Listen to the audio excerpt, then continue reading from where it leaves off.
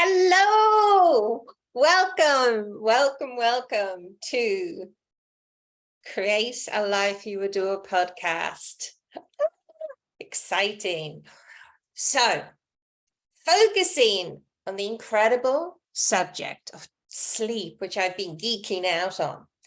And rather than bombard you with all the goodies, I'm actually going to break down over the next 3 episodes morning, afternoon, and evening or nighttime recommendations. And there's a teeny weeny bit of woo, but most of it, well, all of it actually is scientifically backed up. But I might also talk about things that I learned that our ancestors used to do, and very advanced civilizations like Lemurians and Atlanteans, what they would do to help their sleep. So without further ado, I'm going to launch in and I'm going to actually break up the recommendations of the things that are really beneficial for us to do to have, well,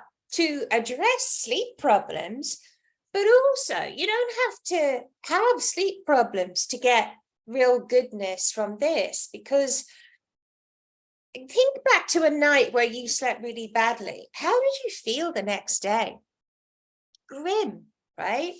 So it's really important that we sleep well every night. And today I'm going to be looking at 3 areas: light, caffeine, and temperature or cold water. Okay. So welcome to the podcast, and thank you so much for being here. I'm a sleep coach and consultant, and I'm also qualified in a variety of other things, shiatsu, other types of life coaching. And I'm passionate about ensuring that you sleep fantastically, that you optimize your sleep.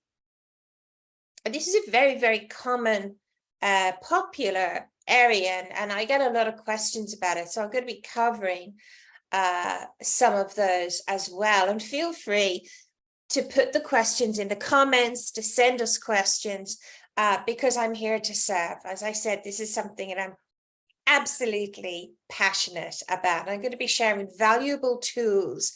And as I said, these are all backed up by science, research. They've appeared in peer-reviewed journals, and they've worked for my clients. So I think one of the first things that I'd really love to talk about is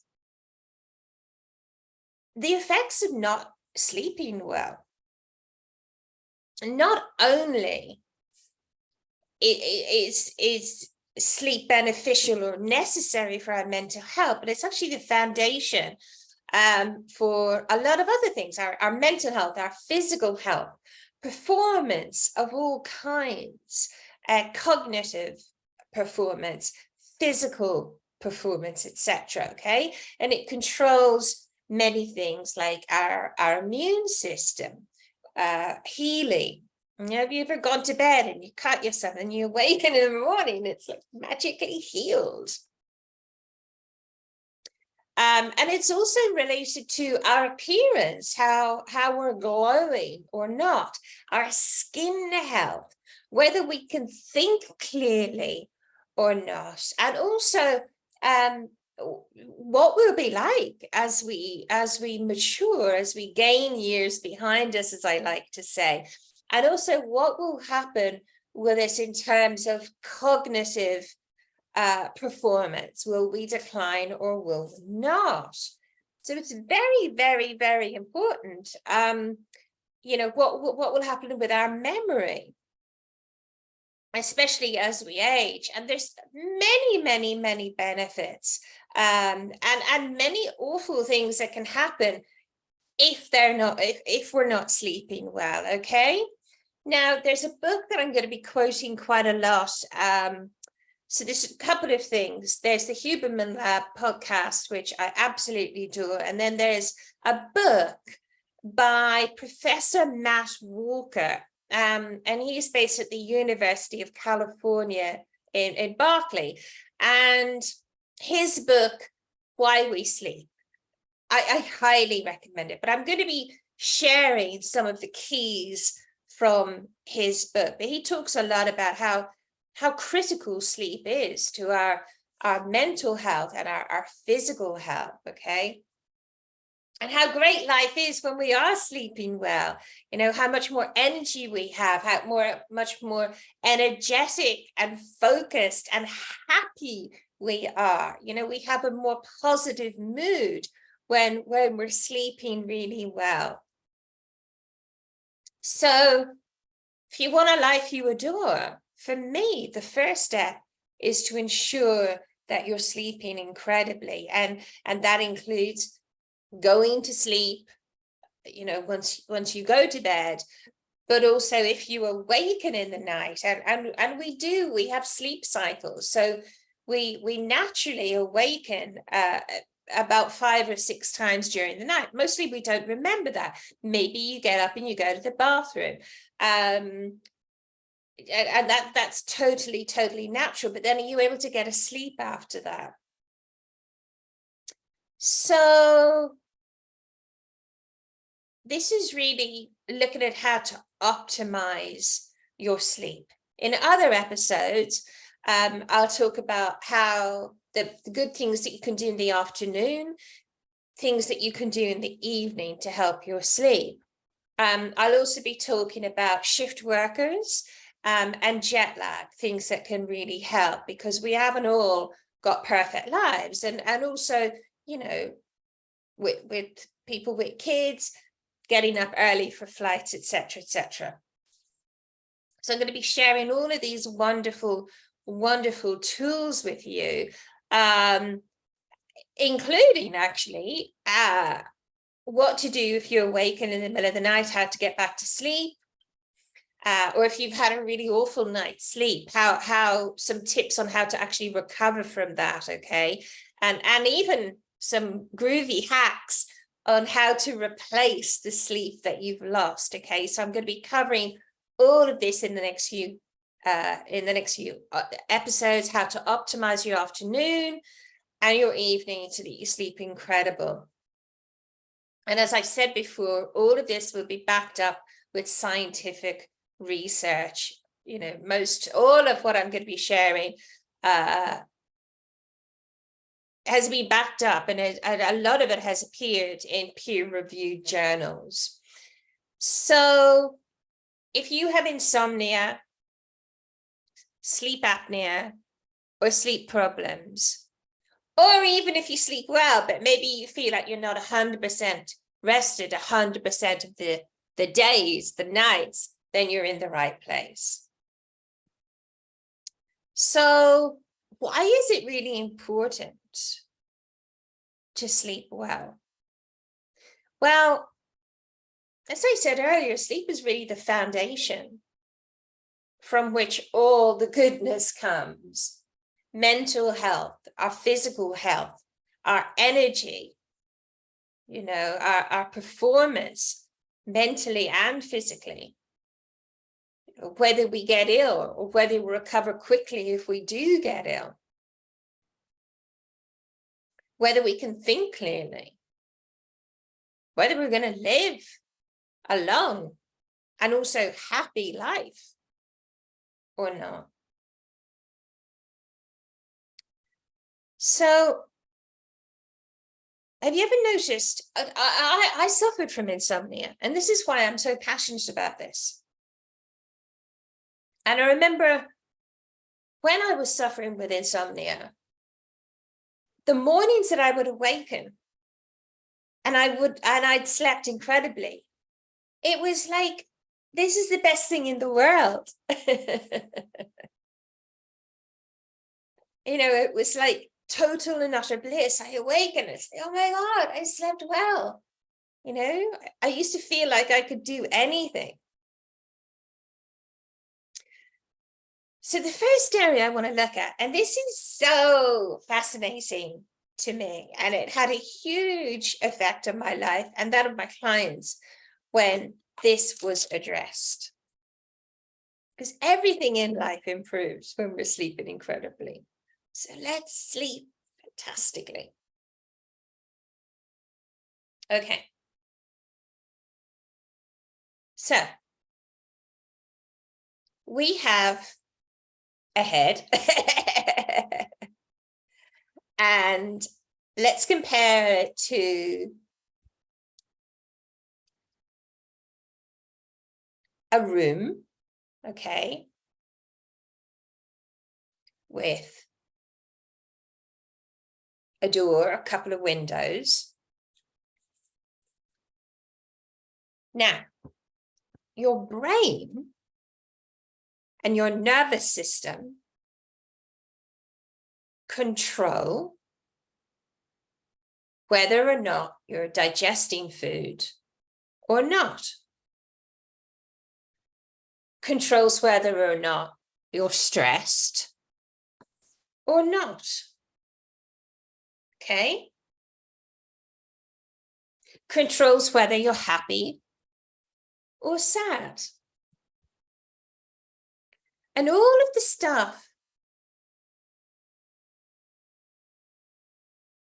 that controls all of that is housed inside of your skin and your skull. Yeah, I know. Very, very, very obvious. But what's really key and important about this is that for your brain and your body to feel alert and focused, ready to move and exercise, and to know when it's time to go to sleep, to know when it's time to get up, your brain and your body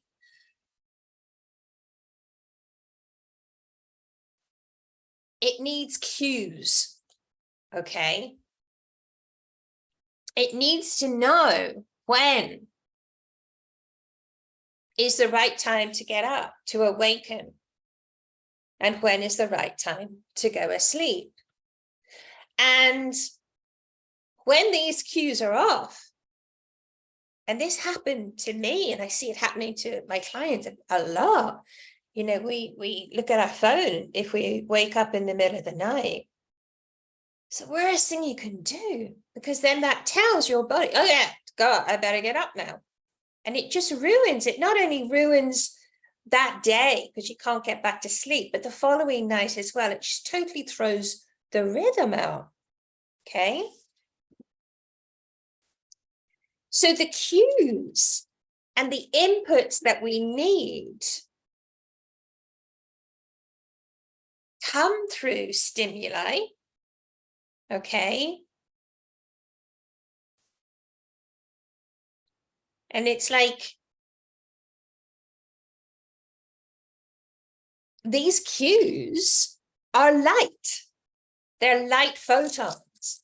And it's really interesting. When I think of light photons, I think of the Schumann resonance and the world and talk of ascension, of how the vibration of the planet is changing and rising. And sometimes you can almost feel or see the strong light photons in the air when the Schumann resonance is high. But I don't want to digress. I don't want to go too much into that area today. I'm going to keep this very focused and very grounded. So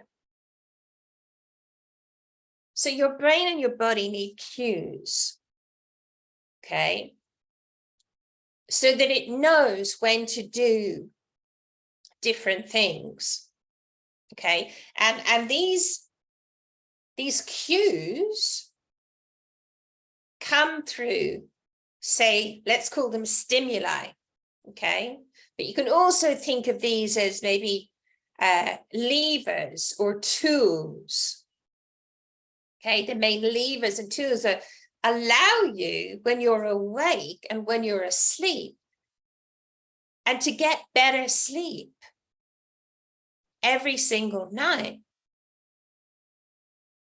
these levers or tools are these light photons, light energy, okay? Preferably in the morning. If we can get these from the sunlight, it's going to be very, very, very powerful for us, okay? So going out first thing in the morning, when the sun is still quite low, you know, seeing the sunrise is amazing, but getting that light in through our eyes without sunglasses, if you need to wear contact lenses or glasses, then do, but without sunglasses. So then your brain and body know, oh, okay, it's morning. It's wake up time. It's time to be alert. It's time to be focused. Okay. And it shows your nervous system that it's this time to be awake. All right. Now I look at afternoon and evening in other episodes.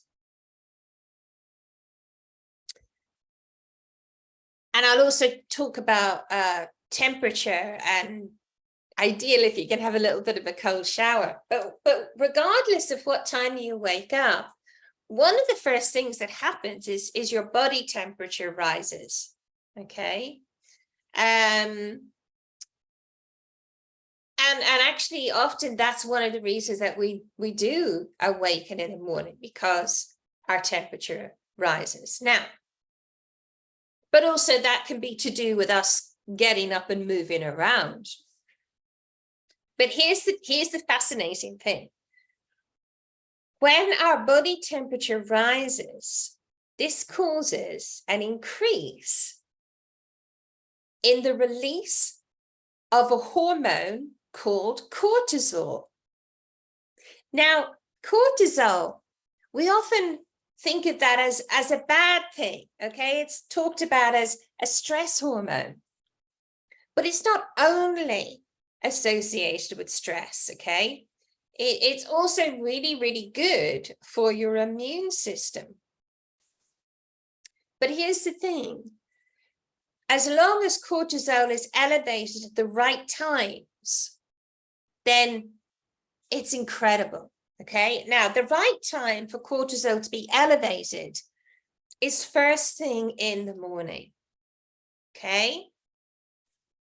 Now, here are the benefits of activating cortisol first thing in the morning. It helps to increase your mental functioning, your ability to focus, okay? And also it increases metabolism, okay? And it's interesting, yeah, absolutely. It's demonized very often, isn't it? But you don't want it to be consistently elevated throughout the day, or absolutely not throughout the night, but you do want it to reach its peak early around the time that you wake up. Now, going outside, okay, within the first hour, ideally, of when you wake up is so powerful for this, okay? So within the first hour of when you wake up, if you can go out and view that sunlight, it's incredible. And I know a lot of you are going, oh, what about if it's cloudy? What about if I live here or there or whatever? And I'll cover that, and you know, but I just wanted to say, and this is, as I said, it's all proven. There's been a lot of research around this.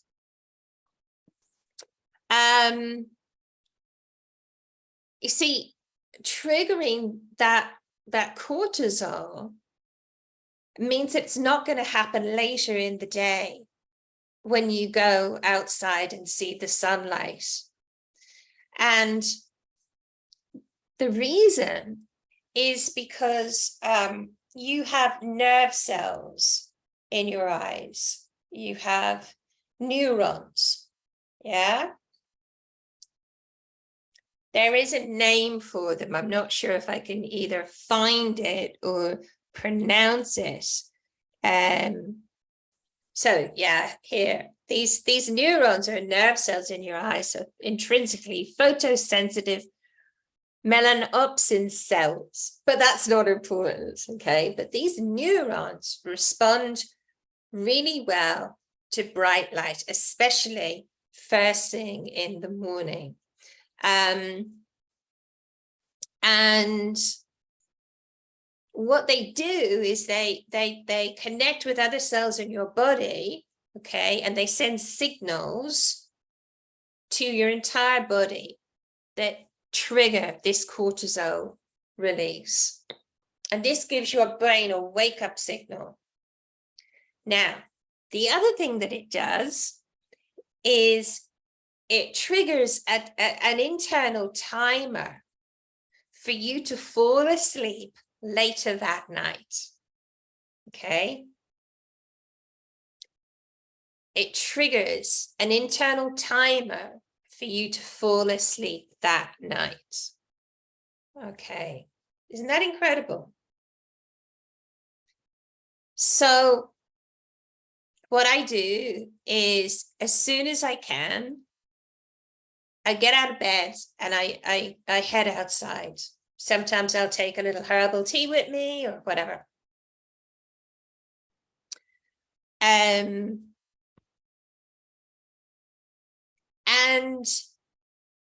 you want to do this especially on those cloudy days. You want to get as much of that light photon energy into your eyes. Okay. I don't recommend you ever staring into the sun. Blink as much as you can. If the sun has just risen and it's low, then it's fine to look at. But if you've got very sensitive eyes, then, you'll know it shouldn't be painful. Okay. But at sunrise and just after sunrise, you're fine.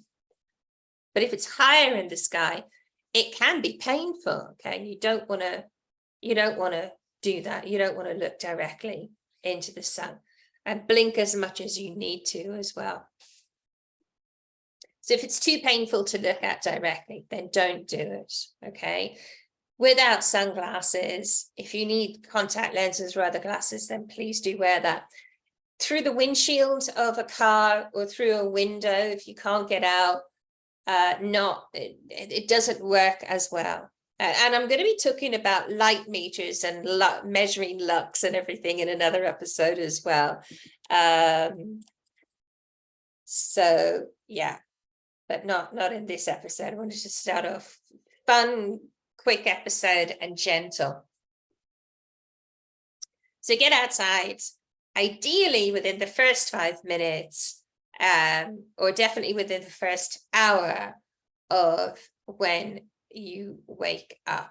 Now, what's really interesting is that I've known the importance of watching as often as I can, getting out early in the morning, preferably watching the sunrise, and the same in the evening, watching the sunset. And I know that the ancient Lemurians and Atlanteans used to do that. In Santorini, in Greece, for instance, the whole village would go to the sunrise side of the island and watch the sun come up, and it's very good for your upper chakras.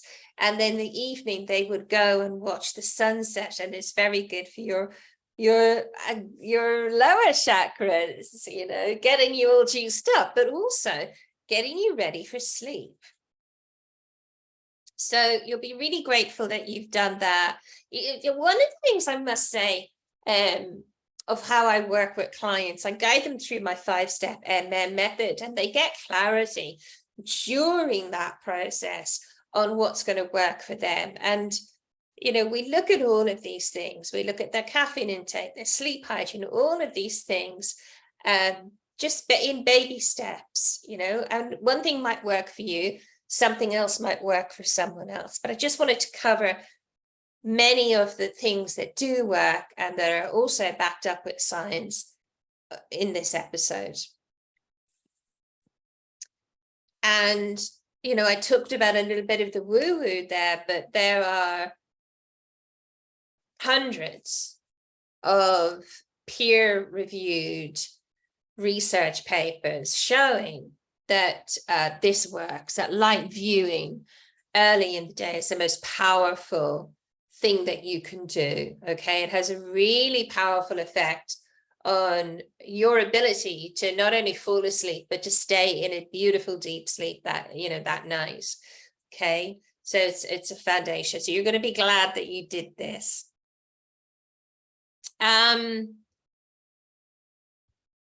So, and if you've got any questions about that, then yeah, please do let me know. So what I would recommend, I mean, even 5 minutes of that on a cloudy day, up to 25 minutes, I do recommend.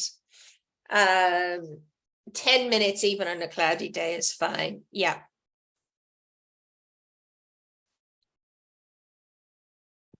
And I'll talk about other light sources and all of that stuff in the evening. And I go out there with my cup of tea.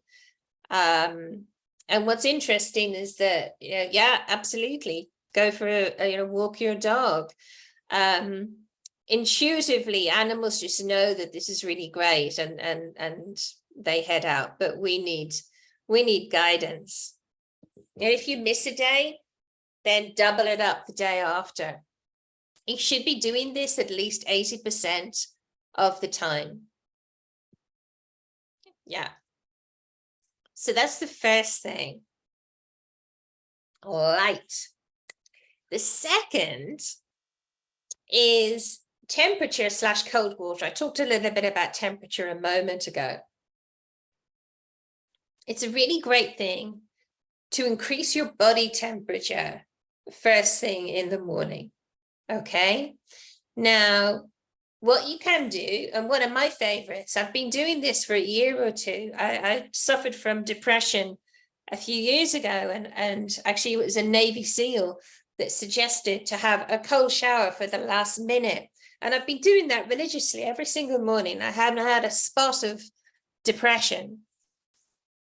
But linked in with sleep, if you can have, I mean, if you do ice baths, you know, if you're a Hoffman fan, great. 3 minutes cold shower, brilliant. 1 minute works, okay? Cold exposure, it will not only wake you up, I mean, can you remember the last time you jumped into a cold water, into the sea when it was cold, or a lake or whatever? It's like, boom. And you would think that it gets you really cold, but it actually it increases your body temperature. It really wakes you up. And the reason is because you release adrenaline, epinephrine from both your brain and your body. Okay, so from your adrenals and your brain, from a low cluster of neurons called locus ceruleus. Okay, and what that does is it wakes you up because of that adrenaline release, and it will really increase your body temperature to ensure that you're setting yourself up for the day and for that night, and having an incredible night's sleep that night. I know it's a weird thing, but it happens that if you get into cold water, that your body temperature, you would think it would drop, but it's actually the opposite. Okay, 1 to 3 minutes, and it increases your core temperature. It helps you to stay more alert. So yeah, feel free to pop the questions in there, absolutely, and I'll answer them in the follow-up podcasts. See, one of the reasons this is so powerful with the light and then the temperature of the water is that, you know, your brain is locked inside this thing called your head, isn't it? Okay. And we need to signal, we need to send correct signals as to what's happening so that it knows the job to do. Okay. So that morning exercise of viewing the light, of having that light and the cold water as well, doing those things in the morning are such a strong lever indication that it's time to wake up, it's time to be alert, it's time to be focused. Okay. And as I said, in the next couple of podcasts, I'll be looking at evening, but you know, win the morning, win the day. I used to be obsessed with morning routines for many years, and now I've incorporated all of these things, and yeah, sleep is incredible. Okay. Yeah, please do put your questions. Yeah.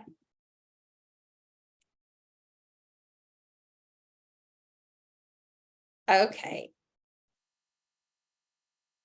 Yeah, okay. So the question was, what about, surely if you're viewing a sunset, it's signaling your brain that it's wake up time, but we're very complex, incredible beings. And if you look at a sunrise and you look at a sunset, there are different colors in them.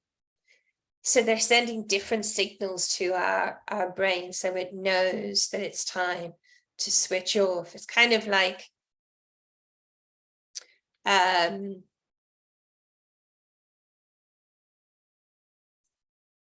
in the morning, it's more yellow and blue, the sunrise, and then in the evening it's more golden and red sometimes as well. It's fascinating, absolutely fascinating. So there's that different signal with the yellows, the blues, and the gold, the red, the orange that you see in the evening sunsets. So this is going to really help you to transition into having incredible sleep. So the first thing is getting light, at least within the first hour of when you awaken. And the second thing is temperature, having that cold shower. Finally, I'm going to look at caffeine. Now, this comes from someone who loved in the past to have a cup of tea as soon as I got up. I'd have a little bit of water, or if I was being a really good girl, I'd have lemon and water. But yeah, I'd love to have my Earl Grey tea. Excuse me. You know, pretty soon after waking up, I loved it, but not advisable. And I'm going to explain why. And again, backed up by the research. Now, when I was a shiatsu practitioner and I work with people in a healing capacity, I mean, I still do healing, but less hands-on and less one-to-one. But I would have a coffee and I'd be jittery. So when I was working with clients, I would never have coffee because they'd run a mile. I'd be like, oh, you know. And that might be you. You might be very sensitive. Maybe you get jittery after a coffee. Many people do. And I know that a lot of people are prone to anxiety. So with all of this, and I'm not saying I'm not perfect, I'm not suggesting that you are perfect, okay? I'm suggesting some tools that you might want to try that work, but try it for you. See what works for you. And this is especially relevant when it comes to caffeine, right? So I adore my coffee and my caffeine and my tea, as I said. And I know that most people start the day, they can't even speak unless they've had their first coffee. So I just want you to be open here, okay? I just want you to receive and just then play with it. But here's what I recommend. I recommend that you consider delaying your coffee intake until after the first 90 to 120 minutes after waking. I'll tell you why.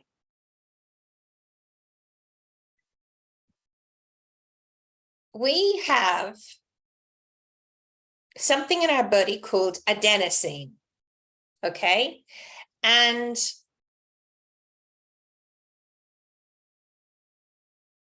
as adenosine rises in our body, it also rises our feeling of being sleepy, okay? Now,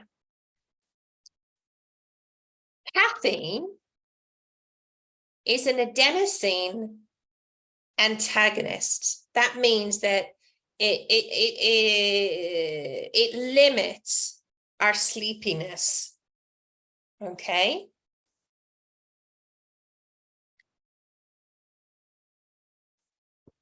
So I'm encouraging you to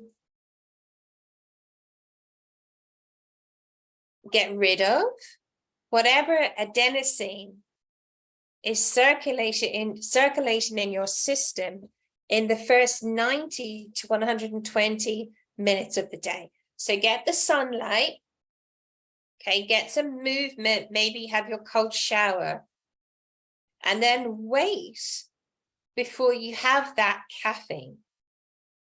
Here's what happens. When you delay that caffeine intake to 90 to 120 minutes after you wake up, you're going to avoid that afternoon crash. You know, who here gets, what time do you get that crash? 4 o'clock, yeah, and you want a coffee then, and then you're on the roller coaster again. Tell me about it. So you're not going to get that caffeine crash. I've just realized that I didn't have it today. I didn't have that crash, and I haven't had it. I can't remember the last time I had it. Anyway, there's a little besides the point. You might get low energy in the afternoon, but you won't get that horrible crash, okay?